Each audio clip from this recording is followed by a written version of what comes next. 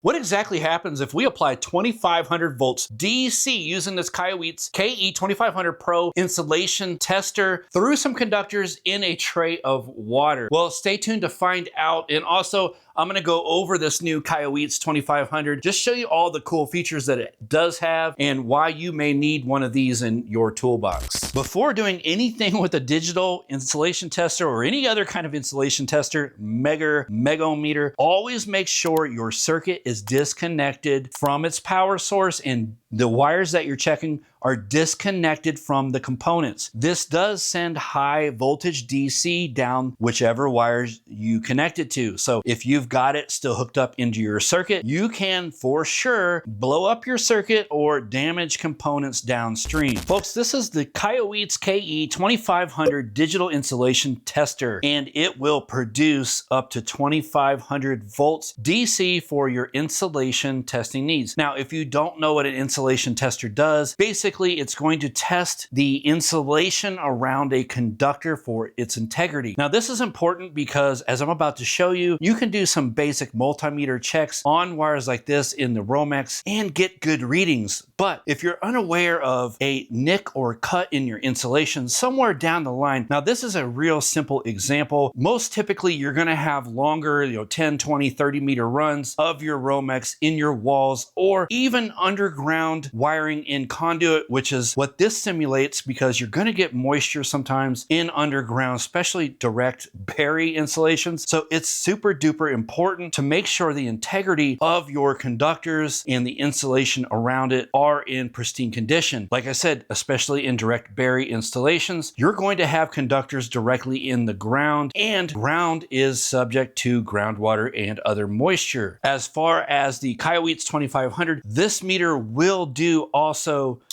AC DC voltage checks, so you can use this as a multimeter as well for your basic AC DC voltage measurements. It also has an ohms and continuity setting right there, so you can use this to check continuity. You don't have to bust out a separate meter. So it is nice that they have included that in this Kaiweets. We do have the yellow button here, which is the memory and read button. You can take readings, store them into memory. Also, we have the backlight for the display, which kind of lights it up a little bit better in case you're using this in low light conditions. And also the hold button. You can hit that one time. It will produce a hold condition so you can see your last reading without having to remember for us old folks. You also do have a min-max button. So if you're taking a reading and you have your min-max setting on, you can hit this and it will show you the min and max reading of that measurement. Also on the dial, we have our Megger position. So we have 100 volts, 250 volts, 500 volts, 1000 and 2500.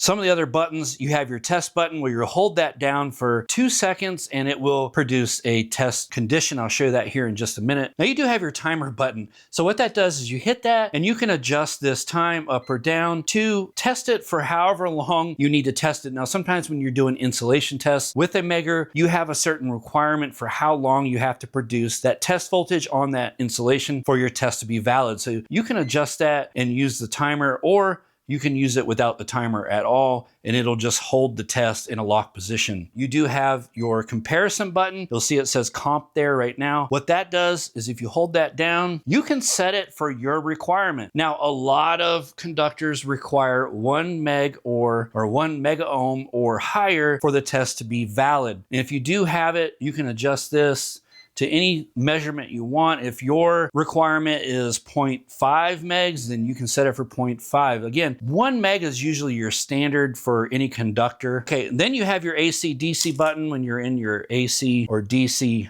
voltmeter. In your Megger positions, you do have your dielectric or your PI. I'm gonna keep it in just the regular setting when I show you these tests here in a minute. As I stated before, the main purpose of a Megger or insulation tester is to test the integrity of your insulation around your conductors. Now, this is a simple way to check to make sure that your insulation is not cut, nicked, or damaged somewhere along a long run. For example, I have my Fluke 87 digital multimeter set into the continuity settings. I do have continuity. It is working. Now, when I touch the black and white wire of this damaged Romex, you would think you might get a little resistance through the water through the nicked conductor or the nicked shielding. As you can see on the meter, we are still getting an OL. You would think that this Romex is not damaged in any way. We're getting a good reading. None of the conductors are shorted together and everything appears good. Now, if you were to only use a digital multimeter in continuity or the ohm setting, you might think, hey, that's a good run of Romex, everything is good. But if you haven't used your insulation tester, there's no way you could see in the wall that you've got a nick. So let me demonstrate how valuable this Kaiweets insulation tester really is. I've got my damaged Romex on this side and my good Romex on this side, and I'll just show you the difference. Now remember, with the multimeter, that actually checked good for continuity and resistance. So let's use the insulation tester and see what it looks like. So we're going to go ahead and start in the 100 volts DC setting. Just to show you, on a normal test, I'd probably run about 100 volts, maybe 250 through a piece of Romex like this with the 14.2. So we'll go ahead and hold down our test button. You can kind of hear it sizzling a little bit, but we're getting 0 megohms. That is not good. That means we have a short. Those conductors are making contact. Even though the ohm meter couldn't detect it, the megohmmeter is showing that we have 0 megohms when applying 100 volts. Now, it won't even apply the whole 100 volts right there because it is detecting a short. So it's applying about 55 volts there because it is a damaged piece of Romex and the shielding is completely shot. Let's stop the test. We'll move over to the good piece of Romex just so you can see the difference. Okay, now on the good piece of Romex, we're gonna crank this up to 2500 volts DC. And what do you think is going to happen? Let's find out, because this is the good Romex here. It's still submerged in water, but as far as we know, it does not have any breaks in the insulation. But that's a lot of voltage DC, so let's see what happens. And bam, it's really good. It's still showing like 108, it's fluctuating 200 gigaohms. That is crazy. So that is super duper good with 2586 volts applied. That insulation is solid. So that is a good piece of Romex. Now, let's stop the test. And okay, so we're still submerged underwater. We got the nick there, so we know this is a bad one. Let's see what happens when we apply 2500 volts DC to this water-soaked broken insulation. Oh boy, I think you can hear that. Let's listen. Oh yeah, it's cooking. It says 5 megohms, but that's only because we're blasting so much voltage through it. It is making a connection in some way, but you can see it's still only applying about 65, 66 volts DC there. So it won't even apply the 2500 volts because it is detecting a short. I won't touch that water because I don't want to find out what would happen if I do. So let me stop the test. Okay, now we're going to test this piece of 14.2 with the nick in it with the proper voltage. I'm going to start with 100 volts here just because that's probably what I would start with on 14.2. We will put it into comparison mode. Remember, we've got it set for 1 meg, so that's our goal. 1 megohms or higher would be a pass. So let's go ahead and test it. And we're getting 0 megohms. And you can see right there, hopefully you can see that it says fail right there. So we do know that it is failing. It has not reached anywhere close to the 1 megohm. It's actually 0. We'll stop the test and you can see it still holds it there. It shows the fail. Now let's go back over to our new good piece of Romex here. And what do you think is going to happen now? We'll apply the same 100 volts and we'll go ahead and we're still in comparison.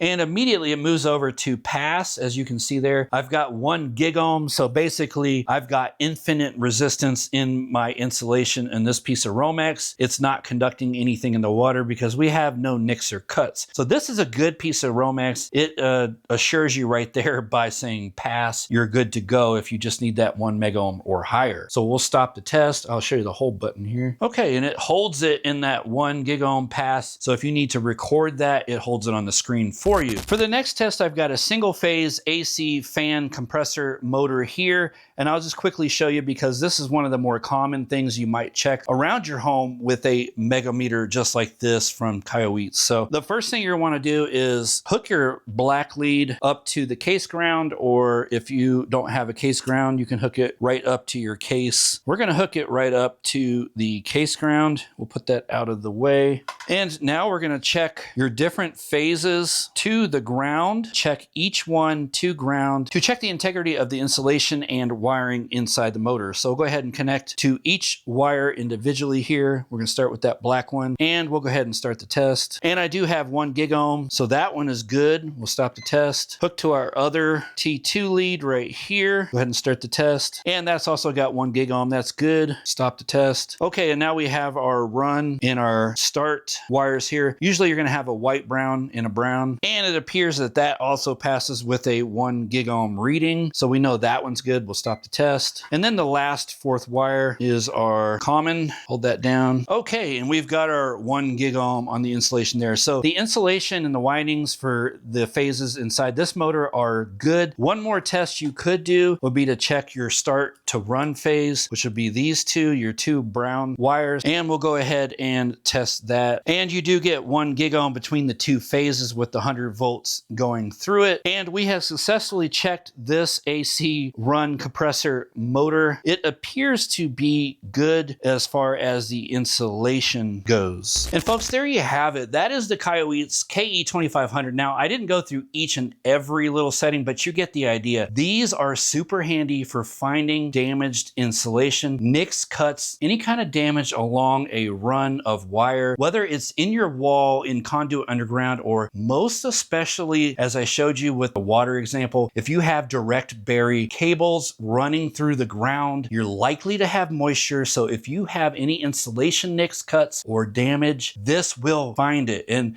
you can prevent something from shorting out or damaging the equipment that it's hooked to. Now, I'll throw a link to this Kaiweets 2500 down in the description. These are running about 140, or you can catch it on a coupon right now for about 120. So it's a great time to pick up one of these Kaiweets Pro digital insulation testers. It can save you so much money and time, mostly time in the long run, so it's worth every penny. Folks, if you enjoyed this video, check this one out right here. I know you're gonna love it. Also, if you haven't done so already, please subscribe to the channel right there. It does something to the algorithm. I don't know what, but I greatly appreciate it, and I will see you on the next one.